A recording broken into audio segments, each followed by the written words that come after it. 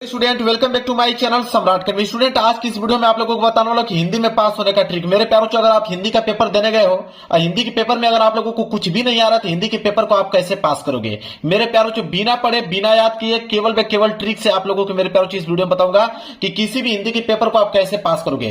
100% guarantee, teacher खुश होकर पूरा का पूरा नंबर देगा और कभी जिंदगी में आप लोग फेल नहीं होगी, इस बात का दावा करता हूं। मेरे प्यारों, देखिए आपके पास कुछ नहीं रहेगा।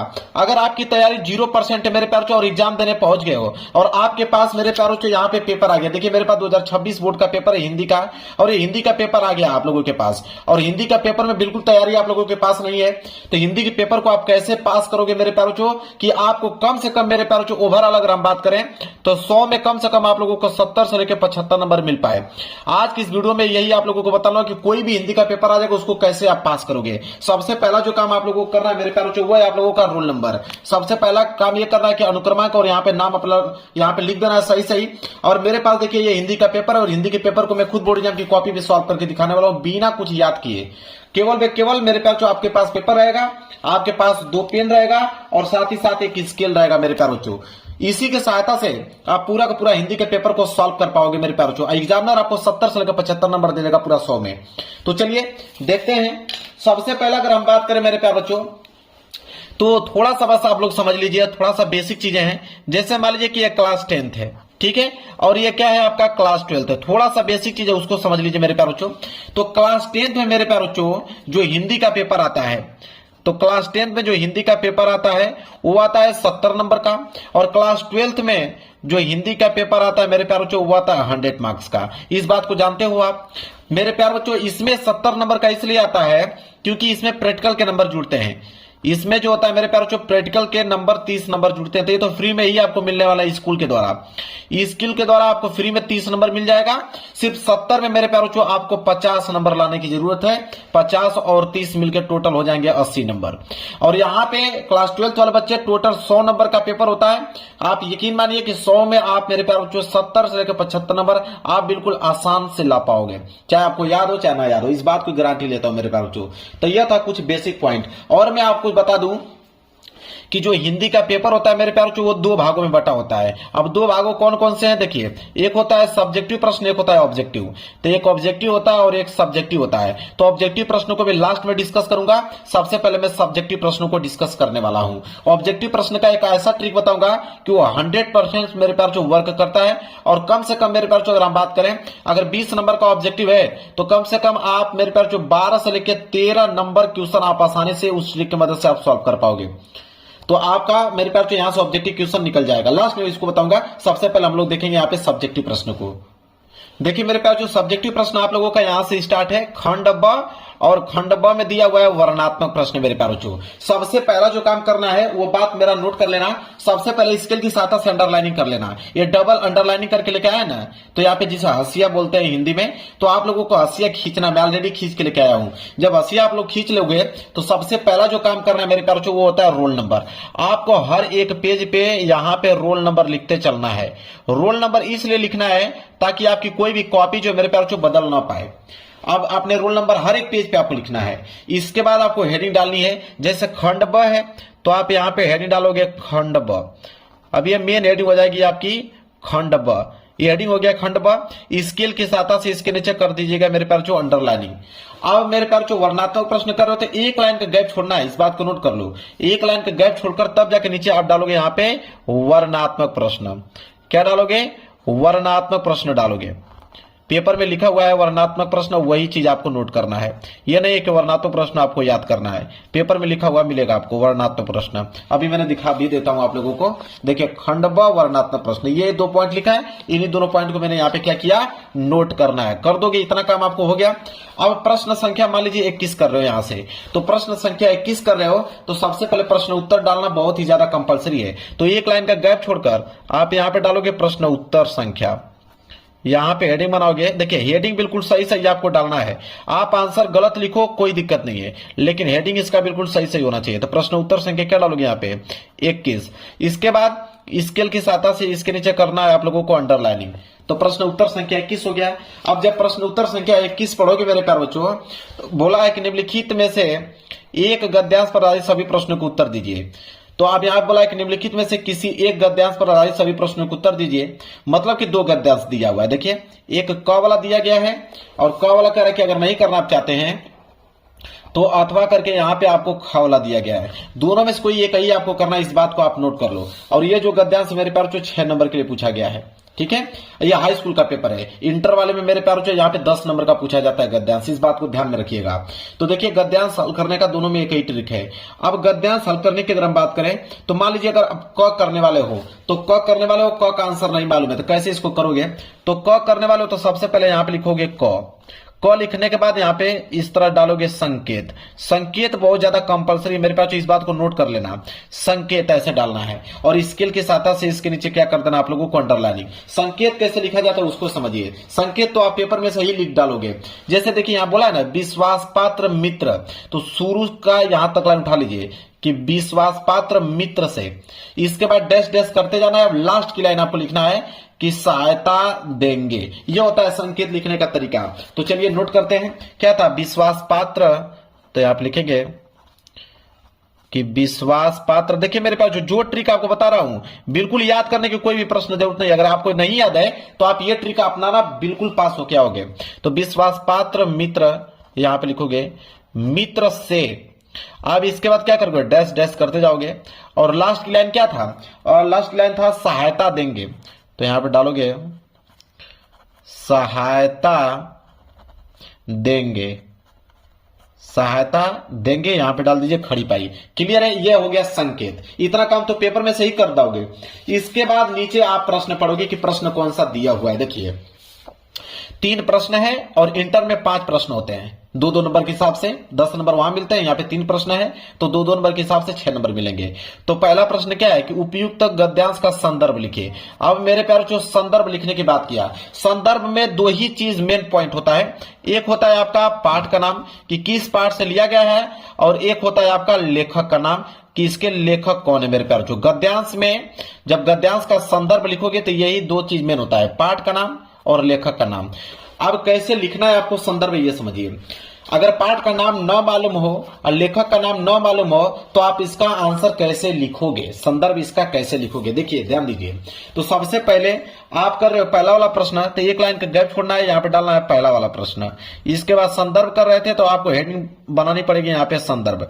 ये हो गया मेन हेडिंग संदर्भ। संदर्भ लिखने का तरीका क्या होता है वो चीज समझिए। गद्यांश है ना, तो गद्यांश का संदर्भ कैसे लिखा जाता है उसको समझिए। सबसे पहले लिखना है कि प्रस्तुत, क्या लिखोगे कि प्रस्तुत। अब गद्यांश है तो गद्यांश लिखोगे, पद्यांश रहता तो पद्यांश लिखते हैं, तो गद्यांश है तो लिखोगे कि प्रस्तुत गद्यांश। यहां पर लिखोगे कि प्रस्तुत गद्यांश हमारी पाठ्य पुस्तक, प्रस्तुत गद्यांश हमारी पाठ्य पुस्तक, हमारी पाठ्य पुस्तक, प्रस्तुत गद्यांश हमारी पाठ्य पुस्तक।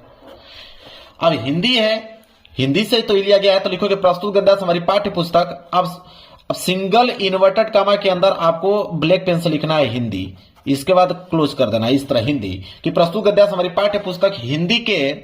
अब यह आपका गद्यांश है तो लिखोगे गद्यखंड, हिंदी के गद्यखंड में संकलित, हिंदी के गद्यखंड में संकलित। अब यहां पे चैप्टर का नाम लिखना है, संकलित चैप्टर का नाम लिखना है। जब इस गद्यांश को आप पढ़ोगे, कह रहा है कि विश्वास पात्र मित्र। अब मित्र समझ में आ गया, मित्र देखते ही आप समझ में, दिमाग में आपका आ गया कि मित्रता चैप्टर से लिया गया है। ठीक है, मित्रता चैप्टर से लिया गया, आपके दिमाग में आएगा। अब मैं आपको बताता हूं, तो आप यहां पे लिखोगे मित्रता। अब बहुत सारे बच्चों का कमेंट आएगा कि सर अगर हमको नहीं मालूम रहेगा कि मित्रता चैप्टर से लिया गया तब क्या करेंगे हम लोग, तब कौन सा ट्रिक लगाएंगे। ये तो आपने बताया कि याद हो जाएगा आपको कि मित्रता चैप्टर से लिया गया है, और कोई दूसरा चैप्टर से लिया रहेगा तो हम कैसे मालूम करेंगे। आप समझिए, तो आप लिखोगे कि प्रस्तुत गद्यांश हमारी पाठ्य पुस्तक हिंदी के गद्यखंड में संकलित। आपको मालूम हो गया कि मित्रता, तो आप मित्रता लिख दोगे। अगर नहीं मालूम चलता कि मित्रता चैप्टर से लिया गया है तो आपकी किताब में जो भी चैप्टर का नाम अगर आपको मालूम है, मान लीजिए ममता चैप्टर है तो ममता चैप्टर का नाम लिख दीजिए। इससे तू न गई मेरे मन से, उस चैप्टर का नाम है तो उस चैप्टर का नाम आप यहां लिख दीजिए। मतलब किसी भी चैप्टर का नाम मालूम है उस चैप्टर का नाम यहां पे आप लोगों को लिख देना है। ठीक है, तो आप लिखोगे गद्यखंड में संकलित मित्रता नामक पाठ से लिया गया है, मित्रता नामक पाठ से लिया गया है, लिया गया है। जिसके लेखक, इसके बाद लिखोगे जिसके लेखक, अब लेखक का नाम लिखना है। तो आपको मालूम होगा कि मित्रता चैप्टर को जो लिखे हैं आचार्य रामचंद्र शुक्ल जी लिखे हैं, ठीक है। तो यहां पे लिखोगे जिनके लेखक आचार्य रामचंद्र शुक्ल। अगर नाम मालूम चले तब क्या करोगे, तो आप मेरे प्यारे किसी का भी नाम लिख दीजिए। आपका मन कर तो डॉक्टर राजेंद्र प्रसाद लिख दीजिए, जयशंकर प्रसाद लिख दीजिए, भारतेंदु हरिश्चंद्र जी लिख दीजिए, ठीक है, बिहारी लाल जी लिख दीजिए। तो जो भी आपको नाम मालूम है उसको लिख दीजिएगा, ठीक है। ऐसे लिख देना है जिसके लेखक आचार्य रामचंद्र शुक्ल जी हैं। लो भाई, ये आप लोगों का क्या जो है संदर्भ यहाँ पे बिल्कुल कंप्लीट हो गया। इतना चीज आपको समझ में आ गया। अब दूसरा प्रश्न अगर आपको करना है, दूसरा प्रश्न है कि गद्यांश के रेखांकित अंश की व्याख्या कीजिए। तो रेखांकित अंश की व्याख्या करना है तो एक लाइन का गैप छोड़ दीजिएगा और यहाँ पे दूसरी हेडिंग डाल लीजिए, क्या, रेखांकित अंश की व्याख्या। यह हो जाएगा आपका रेखांकित अंश की व्याख्या। ये हो गया मेरे प्यारे बच्चों रेखांकित अंश की व्याख्या। अब इसके नीचे स्केल के साथ अंडरलाइनिंग कर दीजिएगा। रेखांकित अंश की व्याख्या जब भी कर रहे हो तो एक पॉइंट आप याद कर लो, शुरू का लाइन आप लिखोगे कि लेखक कहते हैं कि, ये पॉइंट आप याद कर लो, लेखक कहते हैं कि, लेखक कहते हैं कि, लेखक क्या कहते हैं। अब समझिए जहां तक अंडरलाइन किया गया होगा कि विश्वास पात्र मित्र से बड़ी रक्षा रहती है, जिसे ऐसा मित्र मिल जाए उसे समझना चाहिए कि खजाना मिल गया है। विश्वास पात्र मित्र जीवन की एक औषधि है। अब मेरे प्यारे बच्चों जब इसे पढ़ोगे कि विश्वास पात्र मित्र से बड़ी रक्षा रहती है, अब यहां से लेकर आए वाली जो लाइन यहां तक दिया हुआ है इसको आपको नोट करना, जो दिया है सेम टू सेम आप वो लाइन यहां पे नोट कर लेना। फिर लिखना है यहाँ पे कि लेखक ये बताते हैं कि विश्वास पात्र मित्र जो होता है वह हमारी रक्षा करता है, वो हमारी बातों के इधर उधर नहीं करता है, वो हमारी सहायता करता है, हमें आगे बढ़ने में अग्रसर करता है। विश्वास पात्र मित्र जीवन का यही तो आश्रय है कि अगर आपका विश्वास पात्र मित्र मिल जाए तो आप पे विश्वास करेगा, आपको सही मार्ग ले जाएगा। तो अपने तरीके से आपको यहाँ पर उस चीजों को एक्सप्लेन कर देना है। जब एक्सप्लेन कर दोगे फिर अगली लाइन क्या लिखोगे उसको समझिए। अगली लाइन लिखोगे कि जिसे ऐसा मित्र मिल जाए उसे समझना चाहिए कि खजाना मिल गया है। अब सेम टू सेम यही लाइन यहां से लेकर यहां तक उतार देना है, सेम टू सेम जो लाइन दिया है वही लाइन उतार दो। फिर इसके बाद उसके बारे में कुछ ना कुछ अपने समझाओ कि लेखक ये कहते हैं कि अगर ऐसा मित्र अगर आपको मिल जाएगा तो आपको यह समझना चाहिए कि खजाना मिल गया है, वो किसी खजाने से कम नहीं होता है ऐसा मित्र। इस तरह उसमें एक्सप्लेन करके थोड़ी चीजें आपको यहाँ पे जोड़ देना है। इसके बाद क्या लिखोगे अगली लाइन कि विश्वास पात्र मित्र जीवन की एक औषधि है। अब वही जो लाइन बोला सेम टू सेम वो लाइन उतार लीजिए, उसके बारे में अपने तरीके से समझा। लेखक ये कहते हैं कि जिस प्रकार अगर बुखार होने पे औषधि काम आती है, उसी प्रकार मेरे प्यारों अगर गलत मार्ग पे जाऊंगा तो मेरा मित्र जो है मुझे सही मार्ग पे ले जाएगा, तो वह जो है बिल्कुल औषधि के काम करेगा मेरा मित्र। इस प्रकार बनाकर आप एक्सप्लेन कर लो। देखो 4-5 लाइन में इसका रेखांकित अंश की व्याख्या हो गया कि नहीं, बिल्कुल ऐसे व्याख्या करना है आप लोगों को। एक लाइन उतारा उसके बारे में लिखो, फिर अगली लाइन उतारो उसके बारे में लिखो। ऐसे करके रेखांकित अंश की व्याख्या पूरा कर सकते हैं। क्लियर है मेरे प्यारे बच्चों। अब जब पेज भर जाए तो आप यहाँ पे PTO पेज टर्न ओवर लिखकर पेज को मेरे प्यारे बच्चों यहाँ पे आपको पलट देना है। ये पेज लो, पेज को हमने पलट दिया। इसके बाद मेरे प्यारे बच्चों एक प्रश्न और बचा है कि लेखक ने विश्वास पात्र मित्र की तुलना किससे और क्यों की है। ठीक है, तो आप लिख देना मेरे प्यारे बच्चों कि लेखक ये कहते हैं कि विश्वास पात्र मित्र की तुलना वो जो है औषधि से किए हैं। ठीक है, वो खजाने की तरह काम करता है और हमारे जीवन में मित्र जो होता है मित्र का बहुत कीमती होता है। उसकी मतलब मौजूदगी में हम सुरक्षित रहते हैं। वो औषधि की तरह काम करता है, हमें गलत रास्ते पे नहीं ले जाता है। उसके जो भावनात्मक विचार होते हैं वो हमें बताता है, सही मार्ग पे मुझे ले जाता है, गलत काम करने से हमें रोकता है। बस ये चीजें तो हैं, बस उसमें जोड़ते जाइए, कुछ ना कुछ करते जाइए। तो ये भी आंसर जो तीसरा है यहाँ पे, जब तीसरा यहाँ पे डालोगे तो इसका भी आंसर बनाकर आप लोगों को जोड़कर किसी न किसी तरह पूरा कर देना। क्वेश्चन को छोड़ना नहीं है। जब ये क्वेश्चन कंप्लीट हो जाएगा, लो भाई आपका गद्यांश जो है बिल्कुल कंप्लीट हो जाएगा। क्लियर है। इसी तरह मेरे प्यारे बच्चों क्या है, यही ट्रिक से आपको पद्यांश भी करना है। ये जो पद्यांश आएगा प्रश्न संख्या 22, तो पद्यांश में सेम टू सेम यही ट्रिक लगाना है। इसमें भी सबसे पहले संकेत आप लोग लिख दीजिएगा, फिर संदर्भ है, संदर्भ मैंने ट्रिक बता दिया, व्याख्या का भी मैंने ट्रिक बता दिया है, जो लास्ट प्रश्न है जो पूछा है उसका भी मैंने ट्रिक बता दिया। तो आपका गद्यांश और पद्यांश सेम इसी ट्रिक पे मेरे प्यारे बच्चों आप लोगों का काम करेगा। इसके बाद आएगा प्रश्न संख्या 23। प्रश्न संख्या 23 जो है वो बोला है कि निम्नलिखित में से संस्कृत का गद्यांश, अगर संस्कृत के गद्यांश का ट्रिक बता दूंगा तो आप संस्कृत के पद्यांश का भी आप इस क्वेश्चन को आंसर कर पाओगे। तो एक ट्रिक समझ जाओगे गद्यांश का, तो सेम उसी ट्रिक पे पद्यांश भी सॉल्व हो जाता है। तो चलिए मैं संस्कृत का गद्यांश का ट्रिक बता देता हूं कि अगर संस्कृत का गद्यांश अगर पूछे तो उसका कैसे हल करोगे। जैसे बोला यहाँ पे कि संस्कृत गद्यांश का संदर्भ सहित हिंदी में अनुवाद कीजिए। इसका संदर्भ लिखना होता है और हिंदी अनुवाद लिखना होता है। इसमें भी दो है, एक क वाला है, एक आपका ख वाला है, अथवा करके। तो चलिए प्रश्न संख्या 23 है। तो सबसे पहले आप क्या करोगे, हेडिंग डालोगे कि प्रश्न उत्तर संख्या 23। देखिए लिखोगे प्रश्न उत्तर संख्या 23 है, तो आप लिखोगे प्रश्न उत्तर संख्या 23 का मेरे प्यार जो क कर रहे हो तो आप लिखोगे क के बाद आप यहाँ पे लिखोगे संकेत लिखना मेरे प्यार जो आप लोगों को बता ही दिया हूं। संकेत लिखने का ट्रिक यह है कि शुरू के कुछ लाइन यहां तक लिख दीजिए, वाराणसी सुविख्यात तक लिख दीजिए यहां तक, इसके बाद डैश डैश करते जाइए और लास्ट की लाइन क्या है मेरे प्यार बच्चों, यहाँ पे बहुप्रसंति, इसको यहाँ पे लिख दीजिए। ये हो गया संकेत का काम करेगा। इसके बाद मेरे प्यार इसमें दो ही चीज बताना होता है, एक संदर्भ एक हिंदी में अनुवाद। तो पहली हेडिंग यहाँ पे डालोगे संदर्भ, ठीक है। इसमें दो ही चीज बताना होता है, संदर्भ और एक होता है हिंदी अनुवाद। तो संदर्भ यहाँ पे नोट कर लिया और नीचे यहाँ पे लिख दोगे हिंदी अनुवाद, दो ही चीज लिखना होता है। तो देखिए संदर्भ में मेरे प्यार जो इसमें यह होता है, संस्कृत के गद्यांश में सिर्फ यह बताया जाता है कि किस चैप्टर से लिया गया है, इसके लेखक का जिक्र नहीं होता है संस्कृत के गद्यांश में, इस बात को नोट कर लीजिएगा। तो जब आप पढ़ोगे तो देखिए वाराणसी सुविख्यात प्राचीन नगरी, तो आपको समझ में आ गया कि वाराणसी चैप्टर से लिया गया है, ठीक है। इसी तरह मेरे प्यारों जब आप पढ़ोगे दूसरा कोई, जैसे यहाँ पे है कि मानव जीवन से संक्रमण संस्कृति, इसमें आपको समझ नहीं आ रहा है कि किस चैप्टर से लिया गया है, तो आप लिख लीजिए कि मानव जीवन से चैप्टर से लिया गया है, ठीक है। ऐसे आपको यहाँ पे लिखे देखिए मानव जीवन चैप्टर से लिया गया है, यहाँ पे बना सकते हो अस्माक जीवन चैप्टर से लिया गया है, ठीक है। यहाँ पे बना सकते हो अस्माक संस्कृति चैप्टर से लिया गया है। जब आपको नहीं समझ में आएगा तो इस बीच में से कोई भी वर्ड उठा लीजिए, आप उनको कह दीजिए कि इस चैप्टर से लिया गया है। तो जैसे यहाँ पे वाराणसी, तो आप लिखोगे वाराणसी चैप्टर से लिया गया है। तो इसमें लिखोगे, इसका लिखने का तरीका क्या होता है, संदर्भ ये चीज समझिए।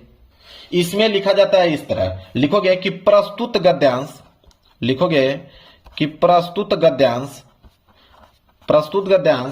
हमारी पाठ्य पुस्तक, प्रस्तुत गद्यांश हमारी पाठ्य पुस्तक हिंदी के, पाठ्य पुस्तक हिंदी के, अब ये आपका संस्कृत का गद्यांश है तो आप लिखोगे संस्कृत खंड, हिंदी के संस्कृत खंड के वाराणसी चैप्टर से लिया गया है। तो ब्लैक पेन से लिख दो यहाँ पे कि वाराणसी पाठ से लिया गया है, वाराणसी पाठ से लिया गया है, लिया गया है। इस तरह मेरे प्यारों आपको दिमाग लगाना है। लो भाई हो गया, ये हो गया संदर्भ। हिंदी अनुवाद की अगर हम बात करें मेरे प्यारों तो इसका हिंदी अनुवाद क्या होगा, तो अब जो दिया है यहाँ पे कि वाराणसी सुविख्यात प्राचीन नगरी, मतलब वाराणसी जो है वो प्राचीन काल की नगरी है, इस तरह आपको बनाना है। मतलब वाराणसी बहुत प्रसिद्ध प्राचीन नगरी है। यहाँ पे लिख दीजिएगा कि अब यहाँ पे आपको नहीं समझ में आ रहा था, बस वाराणसी में आप जोड़ते जाइए। क्या जोड़ोगे कि यह जो है यहाँ पे स्वच्छ जल होते हैं, गंगा के किनारे पे यह स्थित है,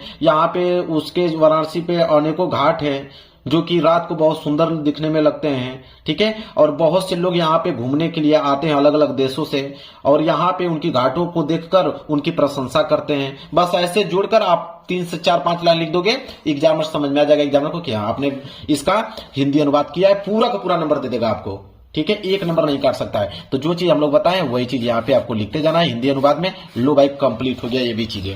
इसी तरह संस्कृत पद्यांश करना होगा तो आप यहाँ पे देखिए प्रस्तुत गद्यांश है ना, तो आप लिखोगे प्रस्तुत पद्यांश कि प्रस्तुत पद्यांश हमारी पाठ्य पुस्तक हिंदी के संस्कृत खंड के, अब जिस भी चैप्टर से मान लीजिए ये वाला कर रहे हो, आपको समझ नहीं आया कि किस चैप्टर से लिया गया है, ठीक है। तो यहाँ पे लिख दीजिए कि पंडिता चैप्टर से लिया गया है, चाहे दुर्गामी चैप्टर से लिया गया है, हो गया। इसी में से वर्ड उठा लीजिए कि दुर्गामी चैप्टर से लिया गया है या पंडिता चैप्टर से लिया गया है, ठीक है, जनातीय चैप्टर से लिया गया है। इस तरह आपको बनाकर यहाँ पे संदर्भ लिख दीजिएगा। और हिंदी अनुवाद में भाई यहाँ पे बोला अब तो दुर्गामी साक्षरो न च पंडिता, तो पंडितों के बारे में किया गया तो पंडितों के बारे में कुछ ना कुछ आपको इस तरह लिख देना है, ठीक है। अमुख उनकी प्रशंसा कर देना है, ठीक है। ऐसे आपको करते हुए मेरे प्यारों इसका आंसर लिख देना है। समझ में आ गया आप लोगों को। तो ये हो गया आप लोगों का संस्कृत का गद्यांश और पद्यांश सॉल्व करने का ट्रिक मेरे प्यारों। यहां तक चीजें आपको समझ में आ गया। अब मैं आपको बताऊंगा यहाँ पे जीवन परिचय, ठीक है। तो आपको एक लेखक का जीवन परिचय का ट्रिक अगर मैं बता देता हूं तो उसी पे मेरे प्यारों आप कभी का भी जीवन परिचय का ट्रिक आप लोग यहाँ पे बना लीजिएगा। तो चलिए मैं बता देता हूँ एक ट्रिक कि लेखक का जीवन परिचय अगर आपको याद ना हो तो कैसे आप लिखोगे। देखिए मेरे पास जो सबसे पहले प्रश्न उत्तर संख्या 26 का क है, तो सबसे पहले जब जीवन परिचय लिख रहे हो तो सबसे पहले आपको हेडिंग डालना है कि प्रश्न उत्तर संख्या, लिखोगे कि प्रश्न उत्तर संख्या 26 का क है तो लिखोगे 26 का क। यहां आपने लिख दिया कि 26 का क। अब इसमें आपको 3 दिया है कि आचार्य रामचंद्र शुक्ल जी, जयशंकर प्रसाद, डॉक्टर राजेंद्र प्रसाद। मान लीजिए आप जयशंकर प्रसाद का लिखना चाहते हो दूसरा, तो आप यहां पे लिखोगे दूसरा। जयशंकर प्रसाद तो आप यहां पे लिख दीजिए कि जयशंकर प्रसाद, ताकि एग्जामिनर को मालूम चल पाए कि हाँ आपने जयशंकर प्रसाद का जीवन परिचय लिखा हुआ है। मेन हेडिंग हो जाएगी आपकी यहाँ पे जीवन परिचय, तो यहाँ पे डालिएगा जीवन परिचय। ये हो जाएगी आपकी मेन हेडिंग जीवन परिचय। सबसे पहला जो काम करना है मेरे प्यारे बच्चों वो होता है संक्षिप्त परिचय। अगर आपको संक्षिप्त परिचय याद है मेरे प्यारे बच्चों, इसके बाद तो कोई भी दुनिया का जीवन परिचय लिख दोगे। अब संक्षिप्त परिचय में होता क्या है, संक्षिप्त परिचय में आपको लिखना क्या है, नाम। आप यहाँ पे लिखिएगा नाम, और नाम के बाद यहाँ पे लिखिएगा अगला कॉलम जन्म। जन्म के बाद मेरे प्यारे बच्चों यहाँ पे लिखिएगा स्थान, मतलब कि उनका जन्म स्थान कहाँ पे है। इसके बाद यहाँ पे लिख दीजिए पिता का नाम, माता का नाम अगर मालूम है तो माता का नाम यहाँ पे लिख दीजिए। इसके बाद मेरे प्यारे बच्चों यहाँ पे लिख दीजिए कि मृत्यु उनकी कब हुई, और यहाँ पे लिख दीजिए कि रचनाएं उनकी कौन कौन सी हैं। बस इतना पॉइंट अगर आपने लिख दिया काम बन जाएगा। जैसे नाम तो यहीं से मालूम चल जाएगा कि जयशंकर प्रसाद, जयशंकर प्रसाद यहाँ पे। इसके बाद अगर जन्म की बात करें तो जन्म मेरे प्यारों बच्चों इनका हुआ था 1889 ईस्वी में। इस बात को मेरे प्यारों बच्चों नोट कर लो, नहीं मालूम है तो कुछ भी आप लिख सकते हो, कोई दिक्कत नहीं है। स्थान काशी में हुआ था मेरे प्यारों बच्चों। काशी कहां पे पड़ता है, वाराणसी में पड़ता है। वाराणसी इस तरह यहां पे लिख दीजिए वाराणसी में पड़ता है। इसके बाद मेरे पास पिता का नाम क्या था, देवी प्रसाद। अगर न मालूम हो तो किसी भी पिता का नाम यहाँ पे लिख सकते हो, कोई दिक्कत नहीं है। इसके बाद माता का नाम मुन्नी देवी, तो मुन्नी देवी अगर नहीं मालूम है तो किसी भी यहाँ पे किसी भी महिला का नाम यहाँ पे लिख सकते हो, कोई दिक्कत नहीं है। मृत्यु की अगर बात करें 1937 ईस्वी, लेकिन इतना पॉइंट तो अगर याद ही होगा आप लोगों को। रचना की बात करें तो कमाई नहीं, अगर रचना ना मालूम हो तो किसी भी लेखक का रचना अगर आपको याद है तो उनका यहाँ पे मेंशन कर दीजिए, कोई दिक्कत नहीं। कॉपी छोड़ने से बेहतर है कि आपको यहाँ पे कुछ लिख दीजिए, ठीक है।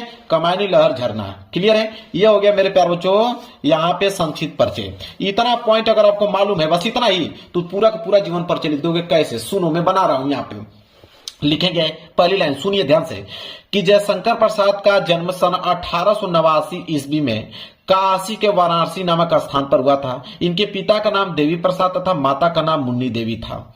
इतना पॉइंट आपने लिख दिया। बीच में आप थोड़ा लिख दीजिएगा कि यहाँ पे इस तरह लिख सकते हैं कि बचपन में ही पिता की मृत्यु हो जाने के कारण जयशंकर प्रसाद जो है घर पर ही उन्होंने हिंदी, संस्कृत, फारसी, उर्दू भाषा का गहन अध्ययन किया, और इनका जीवन बहुत संघर्षशील था, क्योंकि बचपन में पिता की मृत्यु हो जाने के बाद मतलब उनका जीवन संघर्षशील था।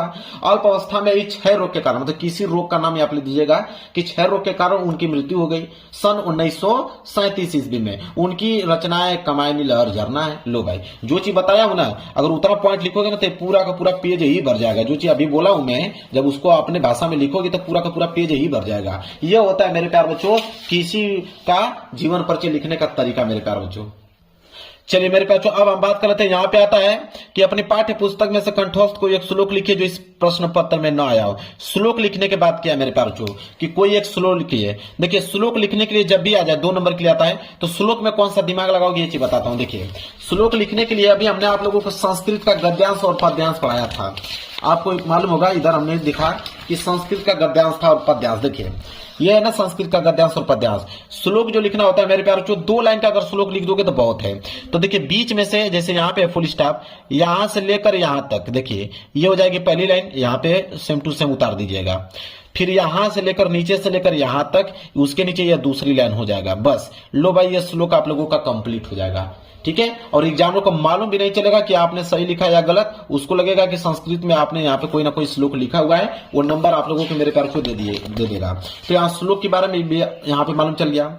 और यहाँ पे आता है कि संस्कृत का प्रश्न उत्तर लिखने के लिए 1, 2, 3, 4 में से किन्हीं 2 ही प्रश्नों को उत्तर देना होता है। मान लीजिए कुत्र मरणम मंगलम भवती, ठीक है, यहाँ पे दिया है, और इसका आप लोगों को मेरे प्यारों को आंसर लिखना है, ठीक है। वो भी संस्कृत में ही इसका जवाब देना है, इस बात को ध्यान रखें, इसको संस्कृत में ही जवाब देना है। तो मान लीजिए यहाँ पे दिया है ना कि कुत्र मंगलम मरणम मंगलम भवती। अब इसका आपको आंसर लिखना है। अब कौन सा दिमाग लगाओगे आंसर लिखते समय? अब मेरे प्यारों से आ जाओगे यहीं पे, ठीक है। अब ये दिया है ना कि वाराणसी सुविख्यात प्राचीन नगरी, ये जो दिया है इसी को आप लिख दो, ये आंसर का काम करेगा मेरे प्यारे बच्चों।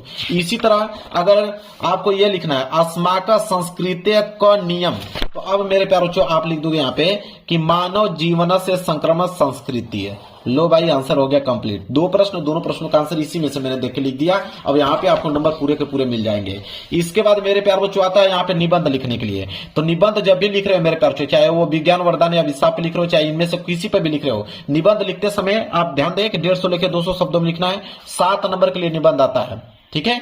अब मेरे प्यार, और इंटर में 9 नंबर के लिए निबंध आता है। तो इस बात को ध्यान दें कि जब निबंध लिखने जा रहे हो तो कम से कम निबंध में मेरे प्यार 5 से लेके 7 हेडिंग होनी चाहिए। इस बात को नोट कर लो। चाहे वो हेडिंग किसी तरह बनाओ, वो आप पे निर्भर करता है, लेकिन 5 से लेके 7 हेडिंग आपको बनाना है। लेकिन इसमें से 2 हेडिंग सबसे इंपॉर्टेंट है। जो पहली हेडिंग होनी चाहिए, वो पहली हेडिंग होनी चाहिए प्रस्तावना का। पहली हेडिंग प्रस्तावना आपको डालना है। इसमें कुछ भी लिखो, कोई दिक्कत नहीं है, लेकिन हेडिंग आपकी प्रस्तावना होनी चाहिए। और लास्ट हेडिंग आपका उपसंहार होना चाहिए। हेडिंग में ये 2 हेडिंग आपको चेंज नहीं करना है। शुरू का प्रस्तावना, लास्ट की हेडिंग उपसंहार, बीच में बाकी 5-7 हेडिंग वह निबंध के अनुसार बना लीजिएगा। और उसमें जो चीज भी लिखे कोई दिक्कत नहीं है बनाकर, ठीक है। समझ में आ गया निबंध लिखने का तरीका आप लोगों को। इसके बाद आता है पत्र लेखन लिखने के लिए मेरे प्यारे बच्चों, ठीक है, कि पत्र लेखन कैसे। पत्र लेखन तो सबसे आसान होता है, अपनी भाषा में लिखना होता है। जैसे मान लीजिए ये वाला प्रश्न है कि अपने जन्मदिन पर मित्र द्वारा भेजे गए उपहार के लिए मित्र को धन्यवाद पत्र लिखिए। कितना सिंपल है, कैसे लिखो, बस इसका स्ट्रक्चर समझ लीजिए। तो जब भी मेरे प्यारे बच्चों आप यहाँ पे पत्र लिख रहे हो, तो सबसे पहले यहाँ पे लिखोगे मेरे प्यारे बच्चों एड्रेस। सबसे पहले आप एड्रेस लिखोगे। एड्रेस का मतलब पता। तो आप पता तो मालूम है सबको, ग्राम, पोस्ट, ठीक है, डिस्ट्रिक्ट, ये सारी चीजें आप नाम लिख दोगे। इसके बाद आप लिखोगे दिनांक। दिनांक यहाँ पे मेंशन कर देना है। इसके बाद किसको लिख रहे हो, पिता का लिख रहे हो तो यहाँ पे प्रिय पिताजी लिखना है। फ्रेंड का लिख रहे हो, फ्रेंड का जो भी नाम होगा राहुल, तो प्रिय राहुल, ठीक है। यहाँ पे जिसको भी लिख रहे हो यहाँ पे लिख देना है। फिर यहाँ पे लिखना है सप्रेम नमस्कार। सप्रेम नमस्कार मतलब मेरा नमस्कार आपको है। इसको कमा लगा दीजिए। इसके बाद यहां से लिखना चालू कर दीजिए। सबसे लाइन पहला ये आपको लिखना है कि मैं यहां कुशल से हूं, चाहे मैं यहां अच्छा हूं, आप बताएं आप कैसे हैं, ठीक है। तो देखिए जन्मदिन पे लिखना है तो आप कुछ भी लिख सकते हो कि मैं यहां कुशल से हूं और तुम्हारी कुशलता की कामना करता हूं। तुम मेरे जन्मदिन पर एक ऐसा गिफ्ट भेजे जो मेरे लिए बहुत पसंदीदा था। और कल मेरे नाम से एक पार्सल आया, तो मैंने पार्सल खोला तो देखा तो उसमें एक किताब आई थी, ठीक है, जो कि तुमने मेरे जन्मदिन पर भेजी थी। वो किताब बहुत अच्छी थी। मैंने उसमें बहुत सारी कहानियां दी थी। मैंने कहानी को पढ़ा, कहानी बहुत अच्छी लगी और माता पिता और भाई बहनों को भी कहानी पढ़ाया। और इस कहानी को पढ़कर वो तुम्हारी इस गिफ्ट की तारीफ की, ठीक है। और दुआ करता हूं कि तुम अच्छे होगी, अपनी पढ़ाई अच्छे से कर रही होगी। बुखार होने के कारण तुम मेरे जन्मदिन पे नहीं आई, लेकिन तुमने बहुत प्यारा सा गिफ्ट भेजा। आशा करता हूं कि तुम अच्छी हो जाओगी और अपनी पढ़ाई पूरी करोगी। तुम्हारा पढ़ाई में बहुत अच्छा मन लगता था, इसलिए तुम अच्छे से पढ़ाई करो और कोई ना कोई आप जॉब ले लो, ठीक है। इस तरह आप लोगों को करना है। और मैं तुम्हें धन्यवाद पत्र देती हूं और आशा करता हूं कि मैं तुमसे जल्द ही मिलने आऊंगा। जो भी चीजें हैं जो आपके मन में चल रहा हो उनको एक्सप्लेन करना चाहते हो, धन्यवाद देना चाहते हो, जो भी चीजें किस चीज में वो अच्छी थी वो लड़की, उसकी तारीफ करते हुए आपको यहाँ पे पूरा कर देना है।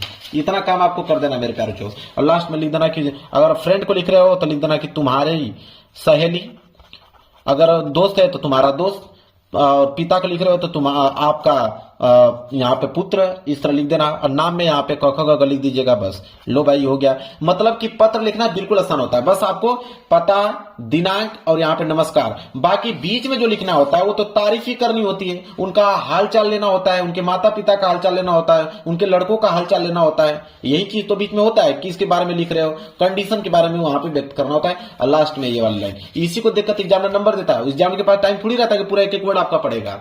वो आपका एक बार स्ट्रक्चर देखा, आपने सही लिखा है, नंबर तुरंत आपको देके हटा देगा। समझ में आ गया आप लोगों को मेरे प्यारे बच्चों? यह काम आप लोगों को करना है।